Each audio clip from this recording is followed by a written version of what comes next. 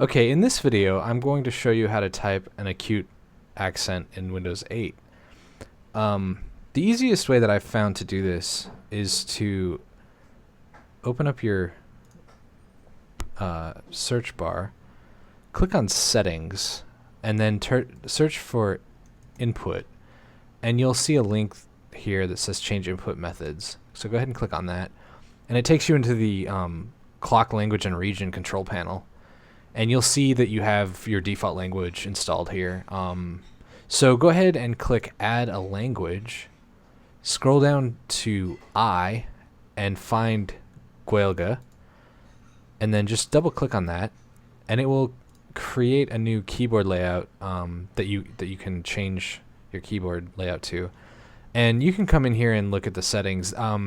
By default, the language pack isn't installed. I've gone ahead and installed it, but you don't need it to type the acute mark. It just lets you do things like change windows to display things in Irish if you want to do that. So I'll go back here. And so I have two keyboard layouts, but the active layout is still English for me. So the easiest way to change this in Windows 8, you've got this soft keyboard at the bottom of the screen, and you can just click on that.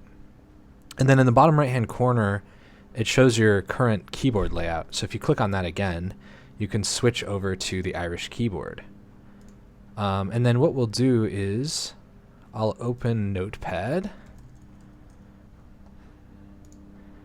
And the way you type an acute mark in Windows 8 with this setup, with your Irish keyboard selected, is you hold down the right Alt key and you press the value you want. So I'll do right Alt E, A, I, O, oops, and U. Okay. And then to do a capital one, you hold down the right Option key and a Shift key, and you do it again. So E, A, I, O, U. It works the same way as in the Linux video that I did, but I don't really like this method. I actually would prefer to use the backtick, but with this keyboard layout, doing a backtick E gives me a grave mark, which is not exactly what I want.